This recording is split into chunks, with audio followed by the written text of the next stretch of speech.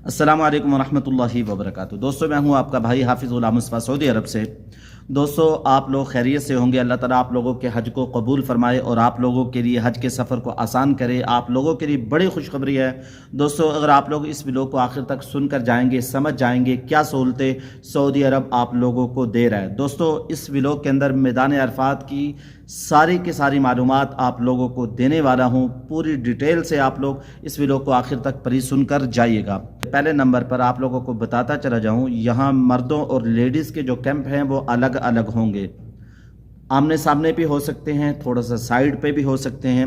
आप लोग इस बात को जहन में रख लीजिएगा, यानी मर्दों का निज़ाम अलग होगा, औरतों का निज़ाम अलग होगा। अरफात में 3 मेट्रो स्टेशन हैं जिसके ज़रिए से आप लोग जा सकते हैं। अरफात से मुज़दलिफ़ा, मुज़दलिफ़ा से मीना।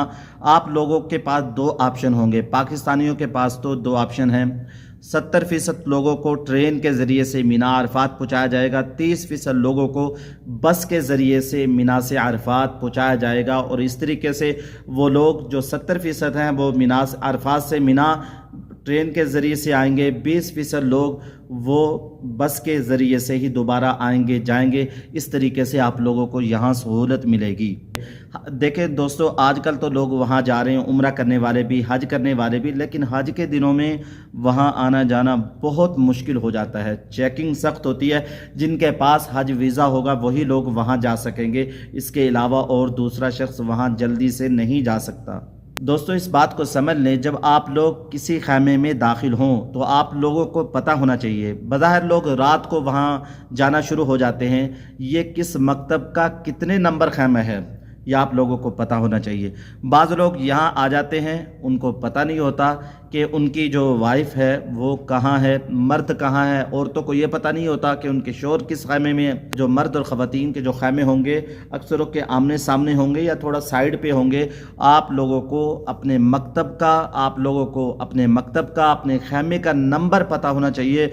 रात के वक्त दाखिल हो रहे हैं तो आप लोग ऐसे ही दाखिल ना हो जाएं, बल्कि उस खैमे के बाहर जो बोर्ड लगा होगा उसकी तस्वीर ले लें, उसको अपने पास महफूज कर लें। अगर आपका हाफजा मजबूत है दोस्तों, उसको याद कर लें। अगर हाफजा कमज़ोर है तो अखरोट खाना शुरू कर दें, अखरोट से इंशाअल्लाह हाफजा मजबूत हो जाएगा। और अल्लाह ताला से दुआ भी मांगा करें, या अल्लाह हमारे हाफजे को मजबूत कर दें। और दोस्तों, अरफात में चप्पे चप्पे पर वाशरूम मौजूद हैं, लेकिन प्रॉब्लम एक यही है, वहाँ ज़्यादा रश होता है। लोग इस्तेमाल करने के बाद उसको साफ़ नहीं करते।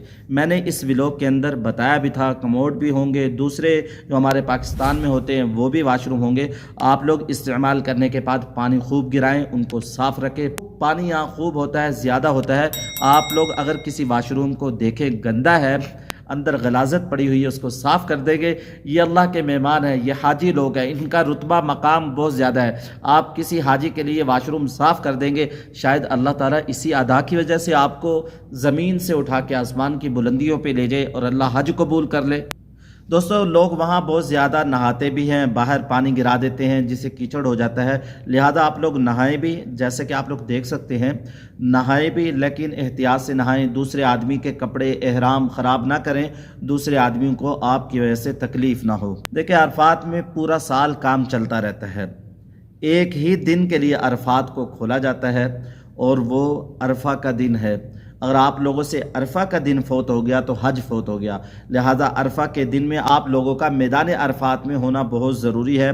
एक ही दिन के लिए लाइटें लगाई जाती हैं, एक ही दिन के लिए बिजली लगाई जाती है, एक ही दिन के लिए खैमे लगाए जाते हैं, एक ही दिन के लिए पानी का इंतज़ाम किया जाता है, और एक दिन के लिए कारपेट, कालीन, सोफ़े, गद्दे आपके लिए बिछाए जाते हैं। बड़ा इंतज़ाम किया जाता है। पूरा साल वहाँ काम चलता रहता है, लेकिन ये पूरा साल बंद रहता है। काम भी होता रहता है और बंद रहता है, यानी वहाँ कोई आता जाता नहीं है, नमाज और आमाल वहाँ नहीं होते। बाद जगह झाड़ियाँ भी हो जाती हैं, आजकल उसकी सफाइयाँ हो रही हैं जैसे कि आप लोग देख रहे हैं। दोस्तों हम अल्लाह का शुक्र करें, अब यहाँ पे हज़ारों दरख्त मौजूद हैं, हज़ारों नेमतें मौजूद हैं। खाने के लिए वहाँ खाने बांटे जाते हैं, पीने के लिए पानी बांटा जाता है, हाजियों को दिया जाता है। 20-25 साल पहले चले जाएं, चटियल मैदान था, कोई दरख्त नहीं था। 50 साल पीछे चले जाएं, लोग खुद खैमे लगाते थे, خود اکھاڑتے تھے، مینا میں بھی، عرفات میں بھی خود اپنا انتظام کرتے تھے۔ اب ہمیں اللہ کا شکر کرنا چاہیے، کوئی ایسے الفاظ نہ بولیں جس سے نہ شکری ہو۔ پچھلے سال بھی حاجی بہت سارے کہہ رہے تھے یہاں انتظام اچھا نہیں تھا، پانی کا انتظام اچھا نہیں تھا۔ بہت سارے حجاج کرام پچھلے سال بھی یہاں شہید ہوئے، اور وہ لوگ زیادہ یہاں شہید ہوئے جو ان لیگل پر موجود تھے۔ ہمیں اللہ کا شکر کرنا چاہیے۔ لبیک اللہم لبیک لبیک لا شریک لک لبیک، لبیک کہتے رہیں، اللہ کو راضی کرتے رہیں، دعائیں مانگتے رہیں، یا اللہ ہمارا حج بھی قبول کر لے اور ہماری نسلوں کو بھی حج کے لیے قبول کر لے، ایسی دعائیں مانگتے رہیں۔ عاجز حاجی اللہ کو بڑا پسند ہے، متکبر حاجی کا اللہ حج کبھی قبول نہیں کرتے۔ دوستو آپ لوگ اس بات کو سمجھ لیں، پچھلے سال حاجی کہہ رہے تھے ایک خیمے کے اندر لوگوں کی تعداد بہت زیادہ تھی، ہم تنگ ہو رہے تھے۔ پچھلے سالوں کے اندر کولر تھے، اب اے سی لگائے جا رہے ہیں۔ پچھلے سالوں کی بنسبت اب سہولت زیادہ ہے، ایک بڑے ہال کے اندر 10 سے 12 اے سی لگیں گے، کولنگ بہت زیادہ ہوگی۔ نیچے زمین کو برابر کیا گیا تاکہ آپ لوگوں کو ذرا پریشانی نہ ہو، اس پر کارپٹ بچھایا جائے گا، اس پر صوفے گدے بچھائے جائیں گے، سامان کے لیے شیلفیں بھی بنائی جا رہی ہے، لگائی جا رہی ہیں۔ آپ لوگوں کے خیموں میں گدے بھی لگائے جا رہے ہیں، 2 فٹ بائی 6 فٹ کے گدے بھی لگ گئے۔ آپ لوگوں کے لیے کام ہو رہا ہے، سہولتوں کو بڑھایا جا رہا ہے۔ دوستو مینا میں، مزدلفہ میں، عرفات میں 3 کام حاجیوں نے ضرور کرنے ہیں۔ پہلی چیز آپ لوگوں کے پاس چھاتا چھتری ضرور ہو جس کے نیچے آپ رہیں، اور دوسرا کام آپ لوگوں کے پاس پانی کی 2 سے 3 بوتلیں ضرور ہو۔ اس لیے کہہ رہا ہوں تاکہ کسی اور کو بھی ضرورت پڑ جائے تو آپ اس کی مدد کر سکیں۔ پاس گلاسز ضرور ہوں، اینک ضرور ہو جس کو آپ لوگ پہن لیں۔ آپ کی آنکھوں میں سورج اور زمین کی جو تپش ہے اور گرمی جو ہے وہ آپ کی آنکھوں میں نہ پڑے، آپ کے سر میں درد نہ ہو، آپ کی طبیعت خراب نہ ہو۔ ان 3 چیزوں کا آپ لوگوں نے حج کے سفر کے اندر لازمی خیال رکھنا ہے۔ اپنی رائے کا کمنٹس باکس کے اندر ضرور اظہار کیجئے گا۔